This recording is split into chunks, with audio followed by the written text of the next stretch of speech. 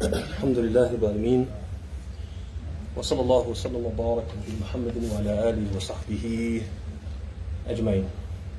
So I apologize for the length of time it takes to get everything set up, but I just thought it was important the first couple of lessons to have some visual aids. The topic that we're going to take, as you all know, is we're going to do a commentary on Kitab, At-Tawheed. And the topic can be somewhat decent at times. It can be something which is highly concentrated and complex, and we're going to try to simplify it and make it as accessible as possible.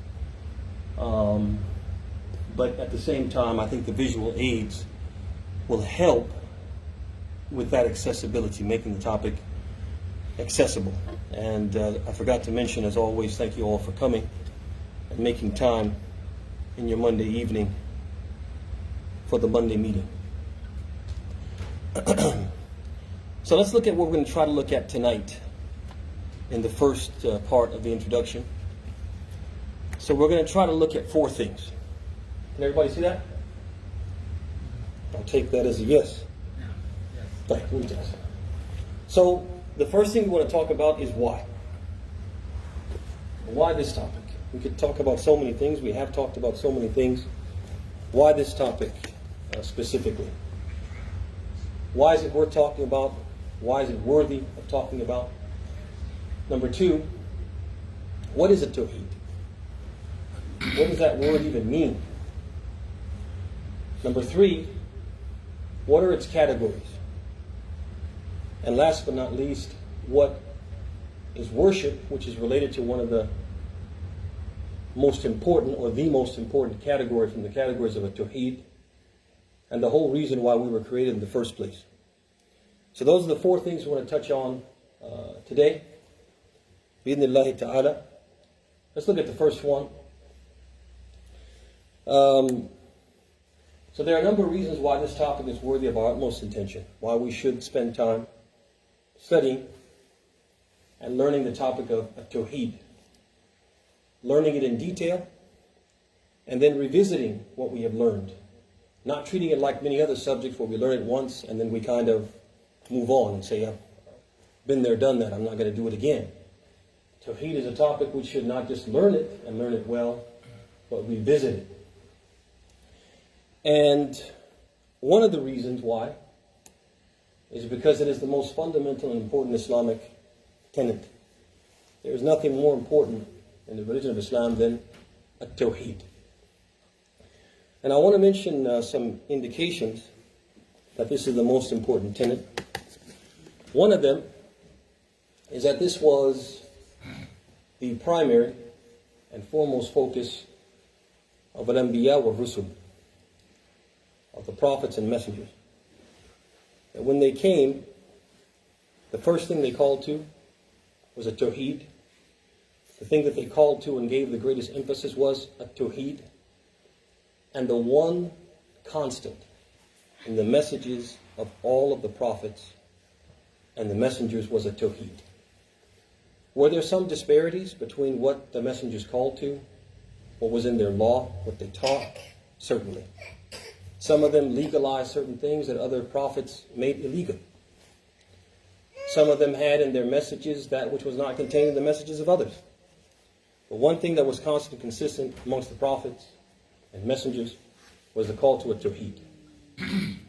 So for example, Allah subhanahu wa ta'ala says in the Quran, supporting this and proving this, He says, وَلَقَدْ بَعَثْنَا فِي كُلِّ أُمَّةٍ رَسُولًا أَنْ اعْبُدُوا اللَّهَ وَاجْتَنِبُوا الطَّاغُوتَ. That comes to us from Surah An-Nahl, the 16th chapter, verse number 36, in which Allah subhanahu wa ta'ala says, and we have certainly appointed in every religious community a messenger and ordered him to proclaim that there's no deity worthy of worship Allah alone and shun the false deities. We also have the ayah from Surah Al-Anbiya, the 21st chapter, verse number 25, in which Allah subhanahu wa ta'ala says, وَمَا أَرْسَلْنَا مِن قَبْلَكَ مِن رَسُولٍ إِلَّا نُوحِي إِلَيْهِ أَنَّهُ لَا إِلَهَ إِلَّا أَنَا فَاعْبُدُونَ. And we have not sent before you, Muhammad, a messenger, except that we ordered him to proclaim there is no deity worthy of worship except me, Allah, So worship me. That comes, I said, 21, 25. So if you notice in these two ayat, and there are many ayat like this, if you notice, Allah subhanahu wa ta'ala is telling us that the prophets اهتموا بالتوحيد غاية الاهتمام, that they focused on and emphasized and stressed the Tawheed tremendously or immensely. And they are our qudwa, they are our example, our role model. So if the prophets were that concerned with the Tawheed, we should be equally concerned with it. Also, we know it's important because of this concern, because the prophets of Allah would never concern themselves with something trivial. So the fact that they concern themselves with it tells us it's not trivial. What else tells us that it's the most fundamental and important Islamic tenet? One of the things that tells us, yeah, you want me to get out of your way? So one of the things that tells us that it's important is the fact that you as a Muslim, any human being, they could fail to observe all the tenets of Islam. They could be negligent in every aspect of Islam, but uphold the Tawheed and succeed. They could attain salvation.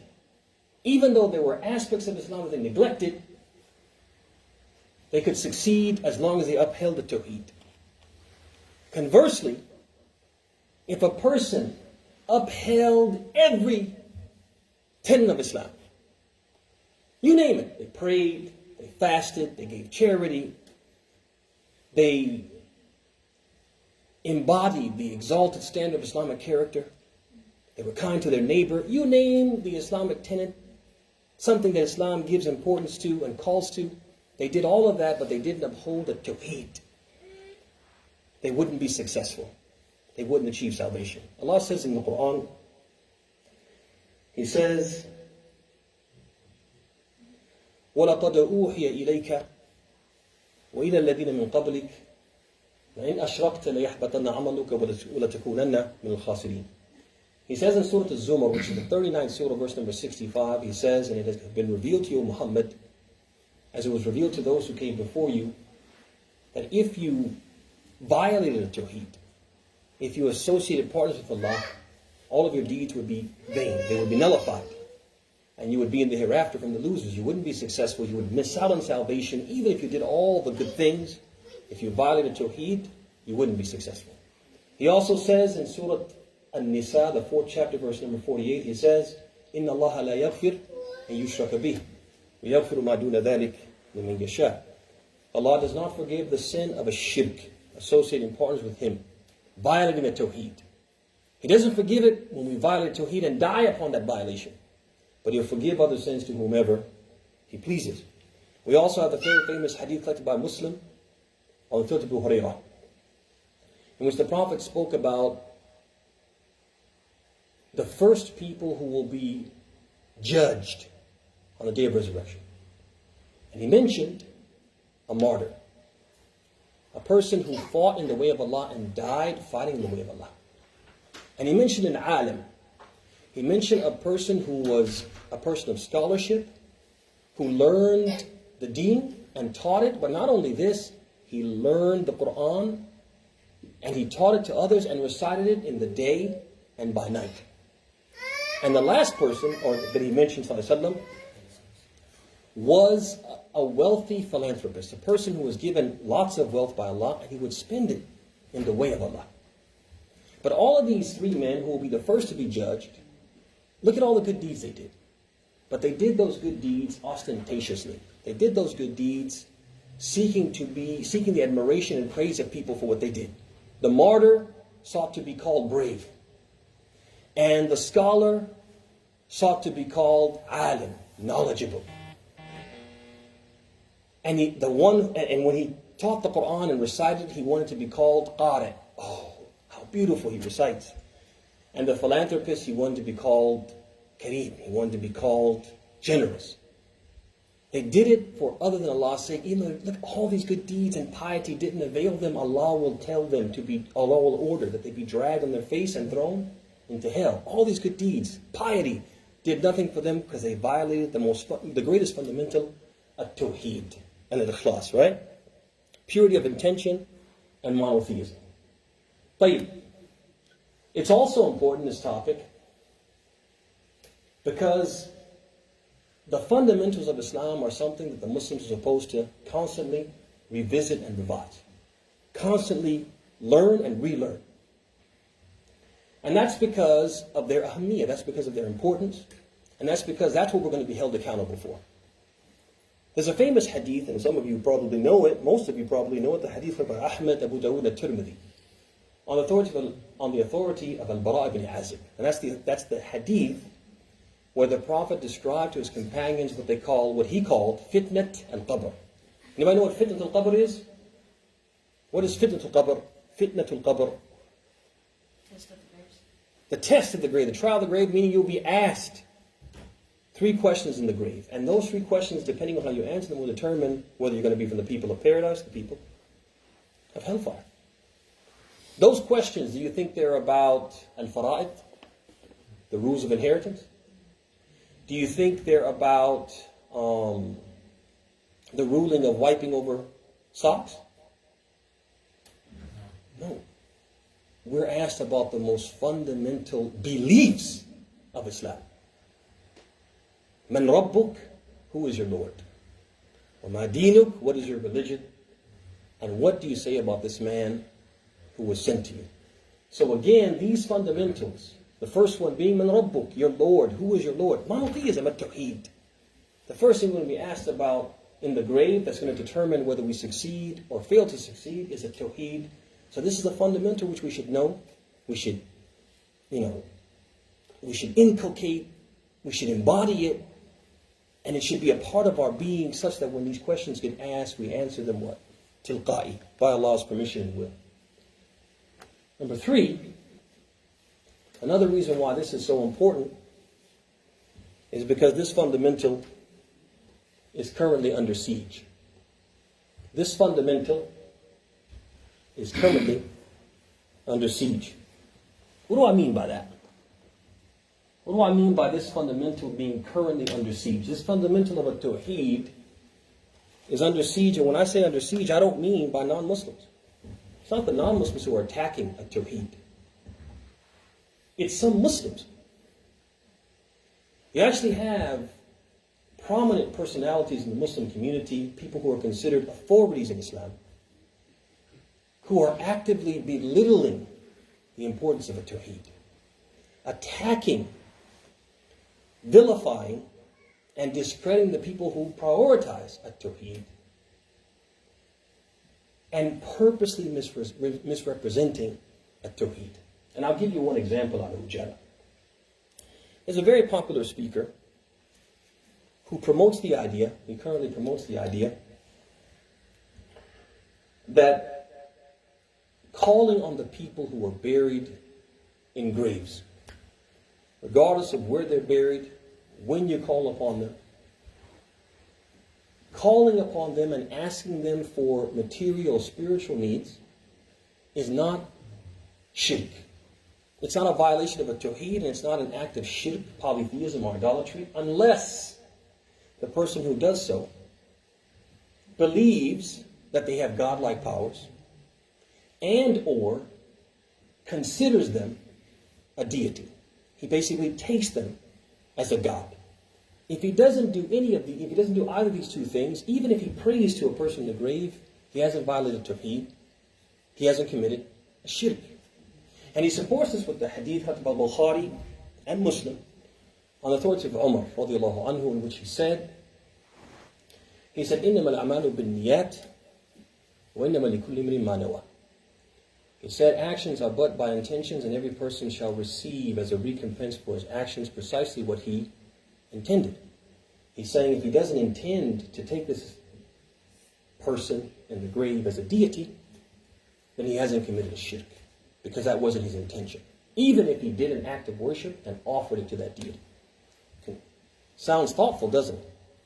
Sounds well-reasoned and well-thoughtful, like he really thought this out, and he's really trying to be very daqiq and careful in determining who actually committed shirk and who didn't commit shirk, And in reality, as well thought out as it sounds, it's absolutely what? It's absolutely false. But a lot of people, they feel because he mentioned a hadith and said, look, if these people didn't have this intention, the Prophet is saying that they're not guilty of anything. You can do a wrong thing with the right intention and you won't be guilty. This is how he interpreted it, and they understand it accordingly and accept it. So I want to digress and respond to this because I think it's very important. One of the reasons why I want to do this class is because of these type of shubuhat, because of these types of spacious arguments and dubious assertions that people are making and confusing a lot of people just because they have degrees, they have high-level degrees, and they quote a hadith to support what they say, even though what the hadith they quote doesn't support what they say. So let's take a closer look at that. So we did all this, right? We did that. All right, this fundamental is under siege. All right. So let's look at some of the answers or responses to what this person said. The first thing is I want to ask you guys a serious question. Suppose I had a newborn at my house. And I'm sitting there with the newborn. And I say to the newborn, go over there and turn on the light. I say, go turn on the light. What's wrong with you? I start shouting at the newborn, go and turn on the light. And you're sitting there observing that. What would you think? One possibility is I'm insane. The other one possibility is I'm insane. Why? Because a newborn can't go, won't even understand the command, let alone have the ability to go and what? And turn on the light. Right? So either I'm insane, or I believe that this baby has what? Has powers beyond what? Beyond what is normally the capability of a child of that age, etc. Right? So if I ask someone to do something, either I believe they have the power to do it, or what? Or I'm insane. You guys see that? Or I'm insane. So when people ask the dead in the grave, do this for me, do that for me, then don't we have to draw the same conclusion? Either they believe the person in the grave can do it, or they're what? Or they're insane. You guys agree with that? Does that make sense? Is everybody on the same page with me? All right, let's move on from that then. Let's go to the next point then. So now ask yourself this question. If I believe that the person in the grave will fulfill my request, that they can do it, how will they do it? How will they do it? So for example, if a person asked another person in the grave, a deceased person in the grave, they said, "Oh, person in the grave, please make my wife fertile. Help us have a child. Oh, person in the grave, I'm thirsty. Give me drink. Oh, person in the grave, I'm hungry. Give me food. Oh, person in the grave, I'm poor. Give me wealth." Ask yourself, that person who says that, and they believe that the person in the grave is going to answer, how do they believe they're going to answer? Is there any connection between the dead person and the things that they're asking? Are they present and physically able to take wealth from one place and bring it, food from one place and bring it, water from one place and bring it? Are they able to do that? Are they in a position to do that? So how are they going to do it? They would have to do it by either speaking it into existence or willing it into existence. And what is that? That's a godlike power, isn't it? So doesn't the action show that the person believes that the person has a godlike power? You guys see that? Perfect. Next one. How exactly will the deceased person, okay, let's say this person in the grave is not in my proximity. I'm not standing at his grave. The person in the grave is in what? Is in another place. The person in the grave is in another place. For example, they're buried in India, for example. And the person says, oh person, whoever is named, Sayyid Fulan, Saint so-and-so, do this for me, do that for me. How exactly is that person who's not in our immediate proximity going to what? How are they going to hear the request? If a person calls upon them and they're not in their immediate proximity, that means that they believe that that person has the ability to hear regardless of the distance of the sound. That there's no limit to their ability to perceive sound. And what is that? It's a godlike power. Is that not so? All right, one last point on this. And that is that in Islam, and this is very important, what is a deity in Islam? What is an ilah in Islam? What is a ma'bood in Islam? It's any object to whom worship is directed, irrespective whether or not that deity requests it, is pleased with it, is aware of it. If you direct worship to anything in Islam, we call that an ilah, we call it a ma'bood. Even if you yourself don't intend to worship that deity, and this is very important, and this is why we need to study these things. Because if we understand these things, like this speaker couldn't have possibly understood it, he never would have said what he said. Is that in Islam, you don't have to intend to commit shirk to commit shirk. If you offer an act of worship to something or someone other than Allah, you've committed shirk. Whether or not you're a mushrik or not, that's a different discussion. But the act that you did is called shirk. It's called associating partners with Allah. And I'll give you the proof. Let's contemplate for a moment the hadith by Tabari rahimahullah ta'ala in his tafsir on the authority of Adi bin Hatim. Adi bin Hatim, he was a Christian who became a Muslim. He was a devout Christian who became a Muslim. And one day he came upon the Prophet ﷺ reciting from Surah At-Tawbah. Surah At-Tawbah verse 9, the ninth chapter, verse number 31. He came across him reciting from this chapter. And in that verse that the Prophet recited, or in that chapter when he came across verse number 31, he said, اتَّخَذُوا أَحْبَارَهُمْ وَرُهْبَانَهُمْ أَرْبَابًا مِن دُونِ اللَّهِ. He says they have taken, meaning the Christians and Jews, have taken their rabbis and their monks as deities or lords besides Allah. So Adi, who had previously been a Christian, he took umbrage at that. He didn't agree with that. He said, oh, Messenger of Allah, لَسْنَا نَعْبُدُهُمْ. Come on, Rasulullah. We did a lot of things, but we didn't worship our priests and our rabbis and our monks. We didn't do that. Come on, Rasulullah. That's too much. So the Prophet ﷺ responded and he said, أَلَمْ يُحَرِّمُوا مَا حَلَّ اللَّهُ فَتُحَرِّمُونَ وَيُحِلُّ مَا حَرَّمَ اللَّهُ فَتُحِلُّونَ. He said, isn't it the case that whenever they would declare illegal something which Allah had legalized, you would declare it illegal? And whenever they declared lawful what Allah had declared illegal, you would declare it lawful. Didn't you do that? Didn't you obey them in that? He said, Bala ya Rasulullah. I said, yes, certainly, we did that. He said, Tilka ibadatuhum. He said, in that way, you worship them. Like, tell me how this hadith shows. Somebody please tell me how this hadith shows that you don't have to intend to commit shirk to still be guilty of it. How does it show that?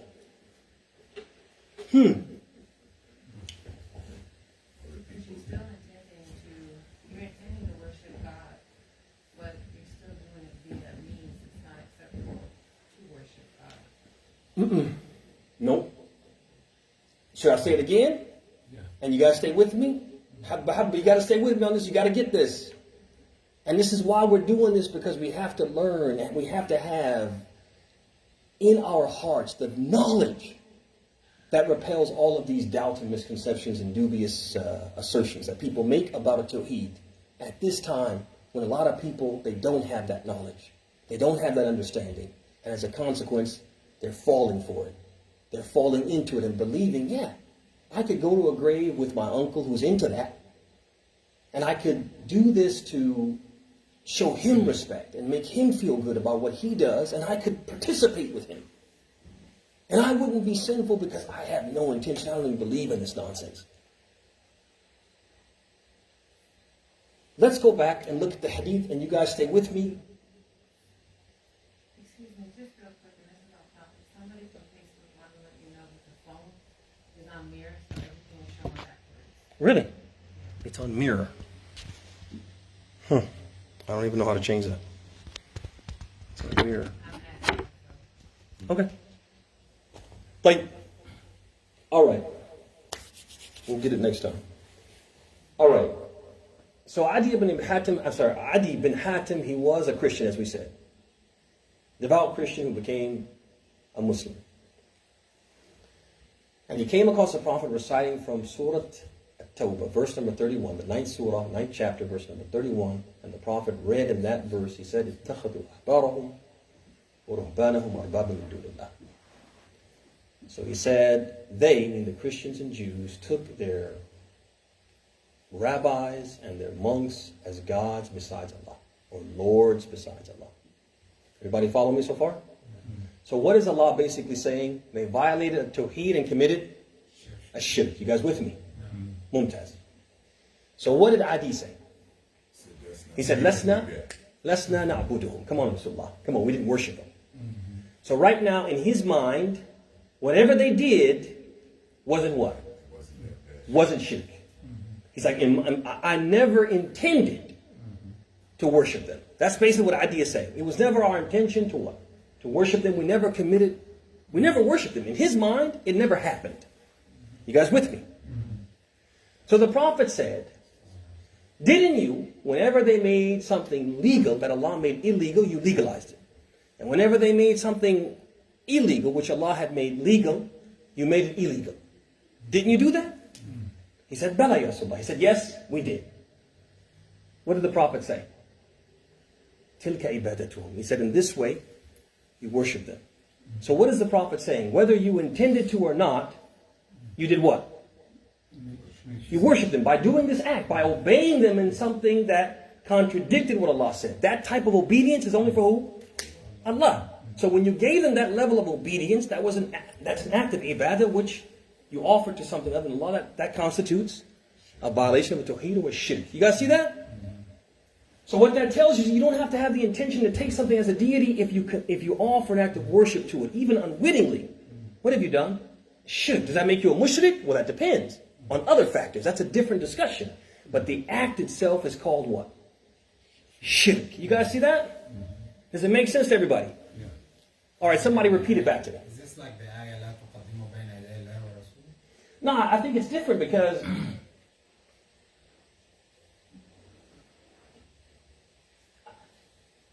it's kind of like that in the sense that it's telling you that you have to obey Allah and His Messenger and not put your opinions above Allah and His Messenger. But if you did that, if you took someone and whatever they said, you gave it priority over what Allah said, you gave them your absolute obedience. That act of giving absolute obedience is an act of worship. If you offer that to other than Allah, whether you do it wittingly or unwittingly, you're guilty of a shirk. You follow them in ignorance. Yeah, you follow them in ignorance, but you're obeying them in a way, at a level, that is only befitting to Allah. So we're going to see what is At-Tawheed. We're going to see. You're going to see why, if you offer something that's exclusively the right of Allah to other than Allah, that's what we call a shirk. So who can repeat it back to me? How is this? Who can explain this one? This last one. In Islam, a deity is an object of worship. Is an object worshipped, even if you don't consider yourself to be worshiping. Who can explain it back to me using the hadith of Adi? At-Tawheed. You want to repeat it back to you, or you want me to explain it, summarize it, yeah. Summarize it as you understood it, yes. So basically, he was unaware, or he claimed that they had not committed shirk. And then Rasulullah said, well, didn't they legalize what Allah had made illegal? And then you guys accepted it legal. MashaAllah. And he said yes. And then well, didn't they make illegal what Allah had made legal? And you guys went ahead and made it illegal. He said, yeah. He said, well, through that or like that, you would worship them. Wow. But basically, you know, if Allah says something, that's supreme. That's it. Hey. And so if you're going to go now even looking for something in contrast to that, Hey. Allahu Alam, but and hope, you know, beware if you find it, because if it doesn't align with what Allah said, Hey. And then you go ahead and give that your devotion, meaning you follow that, Hey. as opposed to what you know that Allah said, then you're putting that now as your ilah. And is it necessary that you do that wittingly? This is the question. Do you have to do it wittingly? No. That's the point. You don't have to do it wittingly. You don't have to do it intentionally. Intention does not negate the fact that the act is an act of shirk. What the person is saying is that you're not committing a shirk unless you intend to commit a shirk. Because he says, إِنَّمَا الْأَعْمَالُ بِالنِّيَّاتِ وَإِنَّمَا لِكُلِّ امْرِئٍ مَّا نَوَى. But if that's the case, would Adi and the Christians, would they have committed a shirk? When he says, لَسْنَا نَعْبُدُهُ, come on, Ya Rasulullah, we weren't worshiping them. In their mind, they weren't doing it. It wasn't their intention. But they were doing it because that act of absolute obedience is something which is the exclusive right of Allah. Does everybody get that? What do you mean by absolute obedience? So let me ask a question. Sure. So, like nowadays, most of the countries don't apply Islamic law, Eh? right? Mm-hmm. So when you follow the law in the country, you're committing shirk, right? No. Why?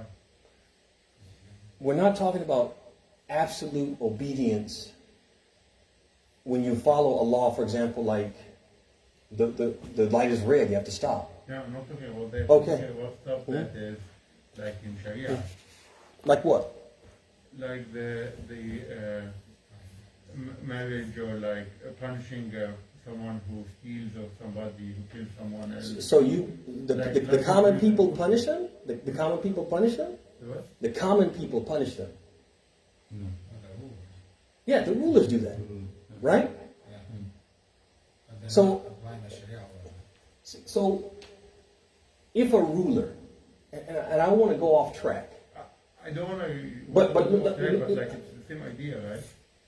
If a person gives, irrespective of who it is, if a person gives absolute obedience to someone or something other than Allah, then they have worshipped them. Allah is saying it in the Quran. Do you follow me? Or? I'm not sure what you mean by absolute obedience. Absolute obedience means if they contradict Allah, you'll still obey them. Did they not legalize what Allah made illegal, and you legalized it? He said, Bala, Ya Rasulullah. He said, yeah, we did that. That's absolute obedience. Absolute means whatever they say goes. Who has the right that whatever they say, you'll do it? Allah. Who has that right? Sheikh Muhammad. That's it. So if you give that to someone other than Allah, then what have you done? You've given something which is exclusively the right of Allah, other than Allah. That's the meaning of a shirk, as we're going to see. That's the meaning of a shirk. Now the question that you asked was, okay, if a person living in a Muslim country where they don't, Even in Muslim countries, they don't apply that. Whether they apply it or not, and the specific condition of an individual Muslim living in a Muslim country where they don't apply the law of Allah, that specific Muslim situation is something different from what we're talking about. What I need you to do, everybody to do, is differentiate between, because I said this earlier. I said, the person who did this, are they a mushrik? I said, that's a different one. That's a different discussion. Yeah, I know that. But the act itself of giving absolute obedience to anything or anyone besides Allah is an act of shirk. Does that person become a mushrik? Totally different discussion, because there's a lot of conditions that have to be, a lot of hurdles that have to be crossed to make that judgment. But the act itself, I'm going to ask you, Sheikh Muhammad, do you believe that absolute obedience is the exclusive right of Allah? Yeah. But what is a shirk? تسوية غير الله بالله في شيء من خصائص الله. It is when you equate anything besides Allah with Allah and something which is specific to Allah. So if you say that, or exclusive to Allah, if you say that absolute obedience is exclusive to Allah, then when you give it to other than Allah, you've committed a shirk by definition. That's it. Does it answer your question? Or? But if I may say something, Ah. so basically you're talking about the laws of the land, and anybody who would say, okay, I'm a law-abiding citizen, now they're committing shirk. But what the difference is here, am I on the right track?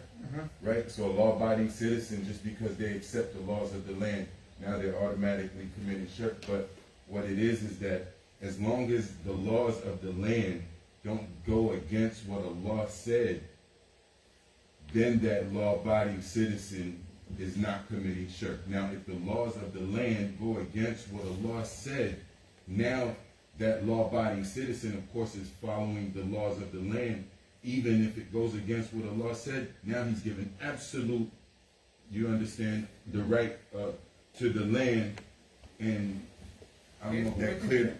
But as long as it's not going to interfere with your Islam, it's okay to follow the laws, like the speed limit, the red light, you understand. But if the laws now come to interfere with your Islam, they're going to say something other than what Allah said or different from what Allah said, then you go with what Allah said. And if you choose the other one, then you've chosen something other than Allah. And Allah knows best. Before I come to you, Sheikh Muhammad, is it clear? Or I don't get the sense that you've been answered satisfactorily. Yeah, so you following a law in a country like We're not talking about following the law. Pay attention to what the Prophet said. He said, أَلَا يُحَرِّمُونَ مَا أَحَلَّ اللَّهُ فَتُحَرِّمُونَ. He's speaking specifically about Allah giving a law, and the priests or rabbis or the monks changing the law to contradict what Allah said. No, I understand that. Okay. No, my thing, I don't want to give it like in one of the countries, okay? Okay. They decided that the inheritance laws to change. Okay. Okay. You don't have a choice as a citizen other than follow the law of the country. But again, are you asking me about the ruling of the act of changing the law? Or are you asking about the ruling of the person? No, the person. But again, we're not talking about that. This is the thing. And that's why I'm saying these masail, I need you to be with me. And because they are very fine and delicate and precise. So stay within the circle of or the sphere of what I'm talking about. I said, does that person become a mushrik? Because you said, well, that would make him a mushrik. That's a totally different one. I'm not saying he's committing shirk. I'm not saying he's a mushrik. But so basically what I'm saying is, you can do like inqab al-qalb and هذا أضعف الإيمان, and you leave it at that, right? The act if itself, you can change it. the act itself of legalizing or accepting the legality of something which Allah made illegal, what is that? Yeah, that's true. Shirk. That's it. This is what I'm saying. And then the person who does it, No, we're good. the person who does it, is he a mushrik? That depends. Because he could be what? He could be what? Mukrah. Yes. He could be coerced. Yes. And in Islam, coercion is one of those things that's an exception. And he can be ignorant and Yes. Yes. Yes. Okay. So what are we talking about here? Are we talking about the person or the act? Are we all on the same page? Absolute obedience to Allah is an act of? Any other questions about that? Any other questions about that? None. For sure. طيب, let's go on. What is a tawheed? What time is it anyway, sorry? 8:25. 8:25, okay. I'm going to have to shut it down here in a few minutes. Okay, let's try to get through. All right. What is a tawheed? Tawheed is an Arabic word.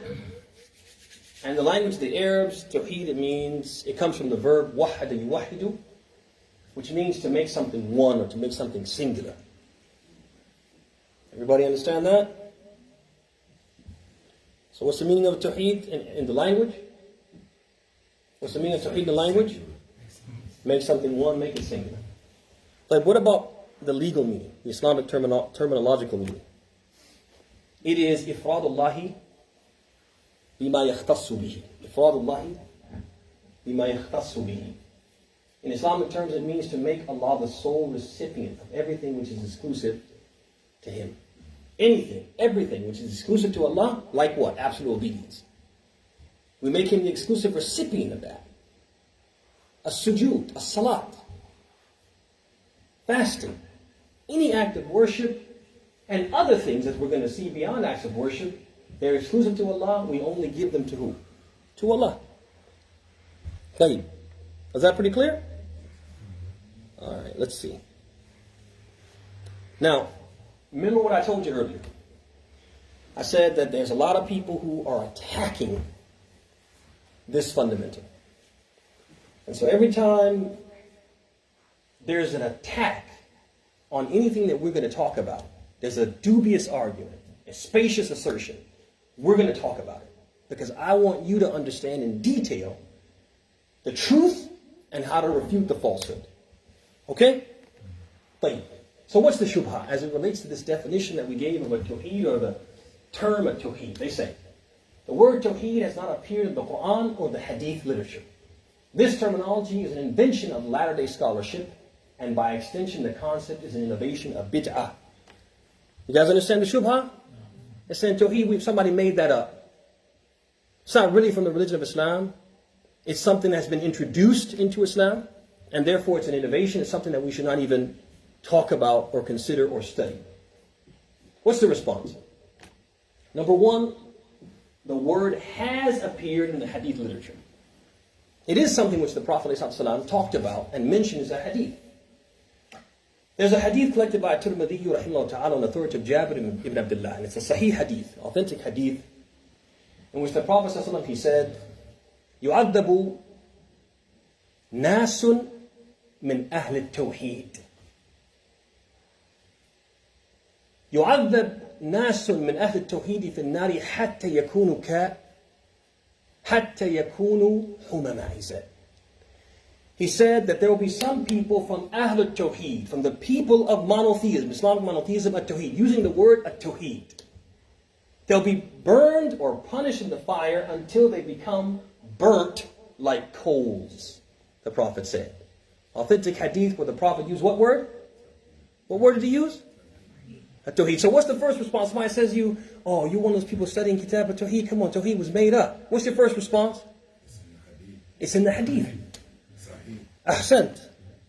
Second response, in addition to using the actual word At-Tawheed, which is a verbal noun. What's a verbal noun in English? Like a gerund, like running, reading, writing. That's what Tawheed is in Arabic. But the gerund in our language, in English, always has what? Has a verb that goes with it. Is that so? So for example, running has run and ran, right? Is that not so? And reading has read and read. Is that not so? Mumtaz. Same thing in Arabic. They have a tawheed. They have wahada yuwahidu. And the Prophet used that verb, wahada yuwahidu. He used it in the hadith. That's the hadith collected by Bukhari. On the authority of Ibn Abbas, that when the Prophet was getting ready to send Mu'adh to Yemen, he told him, إِنَّكَ تَقْدَمُ على قوم من أهل الكتاب فليكن أول ما تدعوهم إليه أن يوحدوا الله تعالى. He said, O Mu'adh, you're going to come across a people from the people of Scripture. So let the first thing that you call them to be أن يوحدوا الله, that they make Allah one. Using the verb from which gerund or which verbal noun? At-Tawheed. So if I say running or if I say ran, are they really different? They're not different. So it appeared in the hadith, the actual word At-Tawheed, and the word is derived from wahada yuwahidu, also came in the hadith. But number 3, the word At-Tawheed was also used by the Prophet's companions. But I'm going to ask you a question. A term used by the Prophet's companions, اشتهر استعماله, It was common knowledge they were using this term. Other companions heard them using it. And none of them disapproved of it. What's that indication of? It's okay to use it. It's good to use it because the companions would not agree upon falsehood, number one, and also they wouldn't accept a term being attributed to a religion that's not from it. So in the hadith, one example is Jabir. He used the word At-Tawheed in the hadith, the famous hadith where he described the Prophet's final pilgrimage, his farewell pilgrimage. Long hadith collected by Muslim. In that hadith, Jabir, he mentioned that the Prophet ﷺ, he put on his ihram and prepared himself for the Hajj at a place called Al-Bayda. And then after he got prepared, he got up on his camel. And he made the camel stand up erect. And when the camel stood up erect, the Prophet said, Jabir, he said, Ahalla bit-Tawheed. Ahalla bit-Tawheed. He proclaimed At-Tawheed through his talbiyah, Labbaik Allahumma Labbaik. Labbaik la sharika laka. Labbaik. So Jabir called that talbiyah that the Prophet pronounced, he called it Al-Ihlal bit-Tawheed. He called it proclaiming At-Tawheed. Who used that? Who used that phrase? Jabir ibn Abd'Llah, one of the Prophet's companions. He wasn't the only one either. Ibn Abbas, there's a hadith or a athar collected by Al-Qurtubi, Al-Alusi, Al-Samarqandi, and Al-Nasa'i, and also Ibn Adil, in which Ibn Abbas, he said, كل العبادة في القرآن فهو التوحيد. He said, every mention of the word al-ibadah, or every mention of worship in the Quran is a reference to At-Tawheed. Who used that word? Ibn Abbas. So Jabir and Ibn Abbas, and none of the other companions disagreed with them or disapproved of what they said. But let's go now to another response. How many responses so far did we do? 3. Let's go to 4. The concept of Allah. It's the concept itself. Is this concept of Allah being one, is it something new? Is it something unprecedented? Something baseless? No, it's something in the Quran. In fact, it is the Quran. The Quran is full of Allah saying that He is one. وَإِلَهُكُمْ إِلَهٌ وَاحِدٌ لَا إِلَهَ إِلَّا هُوَ هُوَ الرَّحْمَنُ الرَّحِيمُ. And your God is one God. There is no God except Him. And He is the most merciful, the most compassionate. That's Surah Al-Baqarah. Let me see what ayah is that. Actually, I think I do have the ayat here. Yep, let me see. No, I thought I had the ayat. Okay. Well, let me see if I can find the ayah.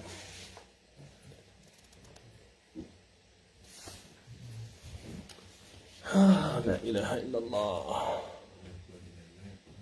No, I'm good. I'll find it, inshallah. I should get a little closer to this screen here. See what's in these notes. All right.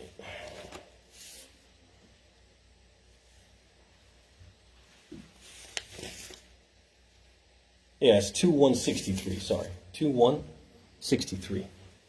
And there are lots of ayat like this. I don't want to give too many because we want to close here shortly. Very good. Very good reference. You also have the verse where Allah subhanahu wa ta'ala says, فَآمِنُوا بِاللَّهِ وَرُسُلِهِ وَلَا تَقُولُوا ثَلَاثَةٌ إِنْتَهُ خَيْرٌ لَكُمْ إِنَّمَا اللَّهُ إِلَهٌ وَاحِدٌ سُبْحَانَهُ وَإِنْ يَكُنْ لَهُ وَلَدٌ. Right? So he said, in that verse, he said, believe in Allah and His Messenger, and do not say Trinity. Do not say 3 gods. Cease. It is better for you. God is only one God. There is no God besides Him. Subhanahu. Glory be to Him that He should have a son. Ila akhirihi, from the ayat. Quran is full of those ayat where Allah says He's one. So the concept is established in the Quran. I'm going to ask you, is it the concept that's important or the phrase that we use to reference it? The concept. And the concept is something no one can deny. The Quran is full of it. So the concept, as Ibn al-Qayyim used to say, al-alfaz qawalib al-ma'ani, that the terms are just a vessel for the meaning. So people can argue and split hairs about the word Tawheed. Is there a basis for it? The concept of the Tawheed is something well established in the Quran, let alone the hadith. Last but not least, both the term and the concept have been mentioned and propagated by the scholars throughout history. So from the beginning of time, we talked about the companions. Up until the present day, the scholars have been using this term, At-Tawheed. To the point that some of the early scholars from the early period, they actually titled their books using this term, At-Tawheed. And these are books that were famous, were read, and were taught for centuries. And nobody rejected. So for example, nobody opposed or contradicted or voiced any disagreement or disapproval of the use of this term throughout the century. This is a recent development. So for example, you have Ibn Khuzaymah, who has a book called Kitab At-Tawheed. He died 311 after Hijrah, early on in Islam. You also have Ibn Mandah, who also has a book called Kitab At-Tawheed, died 395, early on in what? In the history of Islam. Not a single person said, hey, where's this term come from? This is new, we never heard it before. Because they had heard of it. They did know At-Tawheed, not just the concept, but the actual term itself. All right? What time is it now? Sorry. 8:34. All right, what I'm going to do, I know we didn't get everything, but I'd rather for us to review and really have a good understanding of what we covered as opposed to try to jam everything down your throat and then we leave and we don't understand anything. So let's review. We said why this topic, and we mentioned 3 reasons why this topic. Who can give me one? 3 reasons why this topic. Most fundamental and important Islamic tenet. Who can tell me something? Give me one evidence to support it's the most fundamental and important Islamic tenet. Give me one proof. One supporting evidence for that. Tafadhal, Hamza.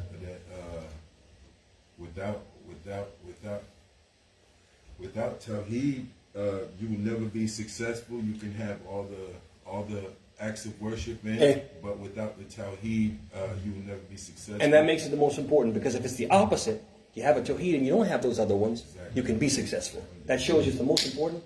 Plus the Anbiya, the prophets and messengers, they what?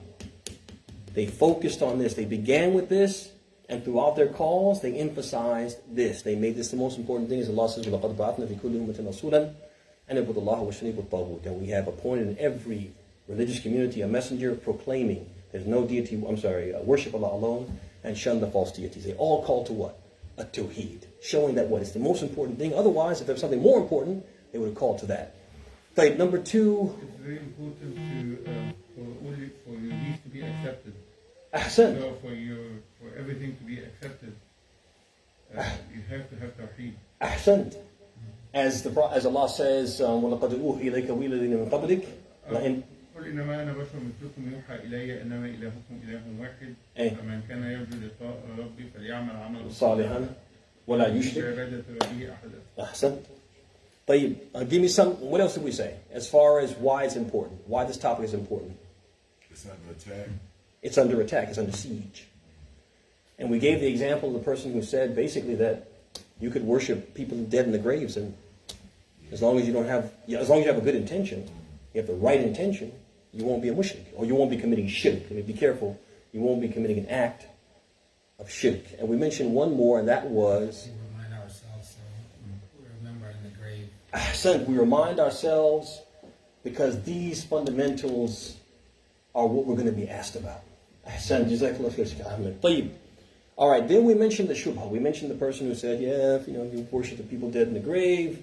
It's okay as long as you have the right intention, because the Prophet said, إِنَّمَا الْأَعْمَالُ بِالنِّيَّاتِ. If you don't think they have godlike powers and you don't take them as a deity, you don't intend to deify them, then you haven't committed a shirk.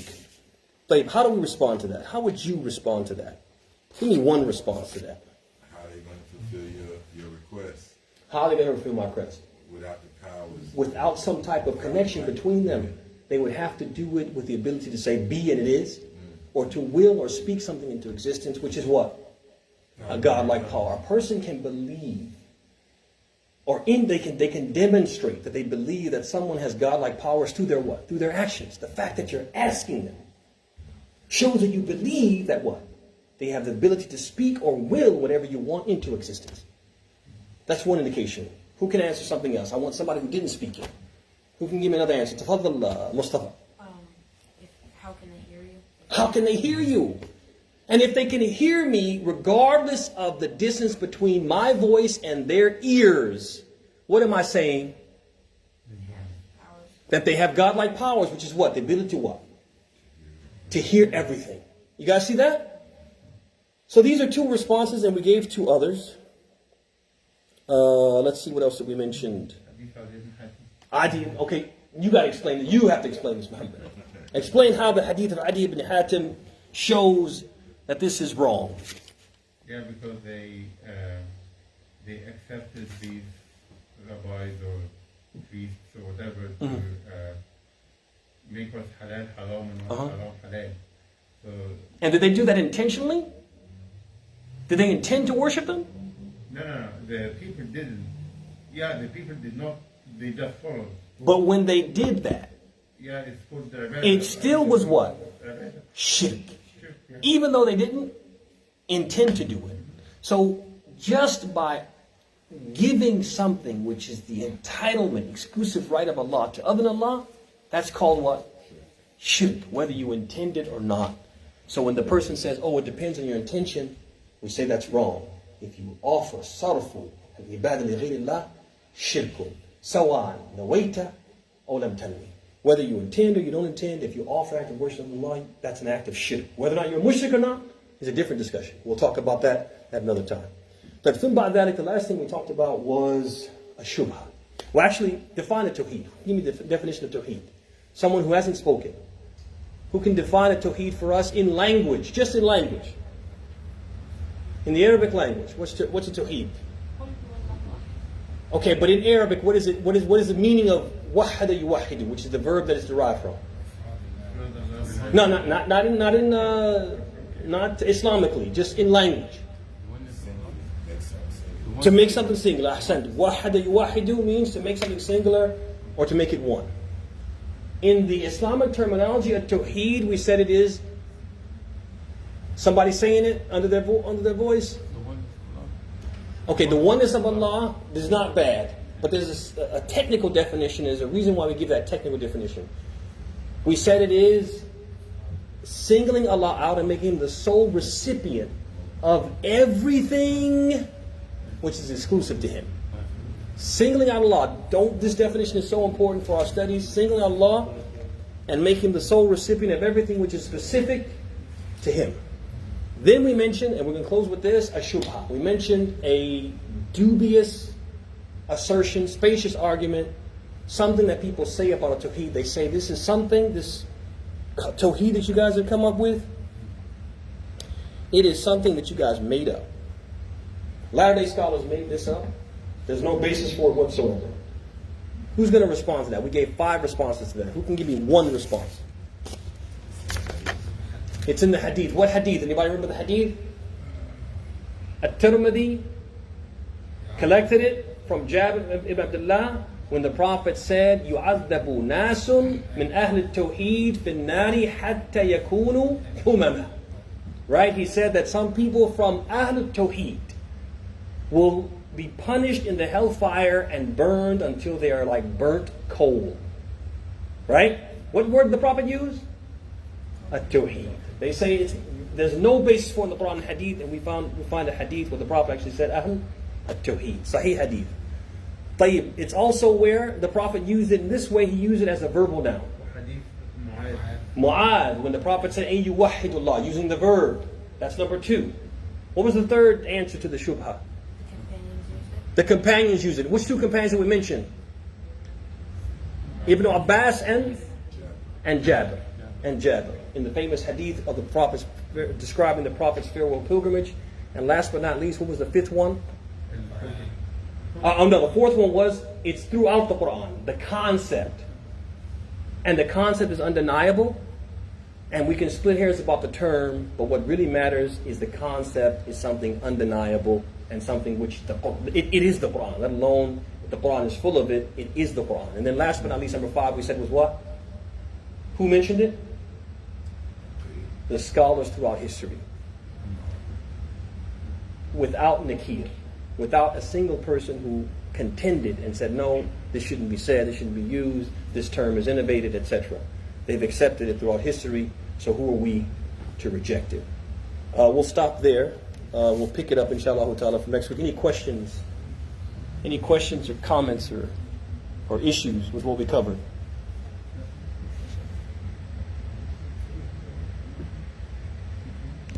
Going once?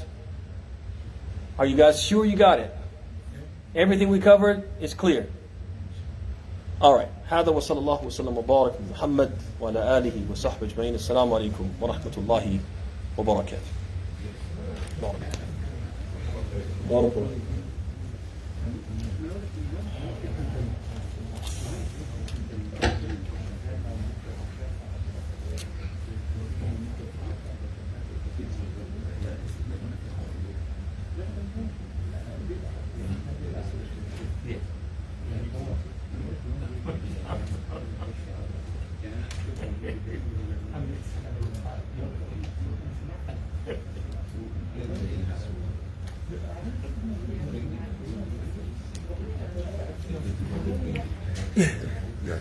Yeah. Let me give it to you.